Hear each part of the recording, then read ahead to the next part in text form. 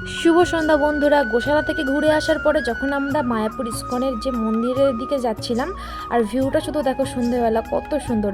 আর এটি হলো প্রত্যেক দিনকার সন্ধ্যেবেলার পরিক্রমা। তোমরা ভাবছো মায়াপুর ইস্কনে ঘুরতে আসবে, তাহলে ঘুরতে আসার বেস্ট সময় হলো শীতকাল। তারপর আমরা চলে গেছিলাম প্রভুপাদের মৃত্যুর সমাধির উপর যে মন্দিরটা করা আছে এটি দেখার জন্য। এখানে সন্ধ্যেবেলা তোমরা ফ্রিতে বসতে পারবে, এখানে সুন্দর একটা পার্ক করা আছে। এই মন্দিরটার ভিতরে একটা মিউজিয়াম আছে, যেটা তোমাদেরকে একটি সামান্য মূল্যের টিকিট দিয়ে প্রবেশ করতে হয়। এই মন্দিরটার ভিতরে প্রভুপাদের জীবনের লড়াইয়ের অনেক ঘটনা, কিভাবে মন্দিরটি হয়েছিল, জীবনের কতটা স্ট্রাগল করে উনি এটা তৈরি করেছিলেন, সমস্ত কিছুটা শেয়ার করা আছে। ওরা একবার গেলেই বুঝতে পারবে।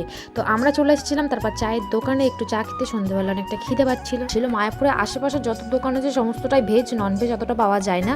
তো আমার বোন এখানে চাউমিন নিয়েছিল, আর এই যে আমার মহারানী, এনার খিদে পাচ্ছিল, তো খেতে এসেছে ম্যাগি আর খাচ্ছে এখন কুরকুরে।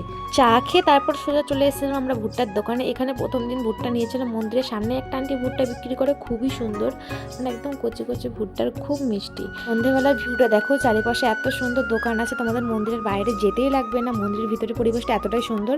তো ভিডিওটি কেমন লাগলো অবশ্যই কমেন্ট করে জানিও, আর একটু ভালোবাসা দিয়ে সাপোর্ট করে পাশে থেকো। দেখা হচ্ছে তোমাদের সঙ্গে পরের ব্লগে। সকলে সুস্থ থেকো, ভালো থেকো, টাটা।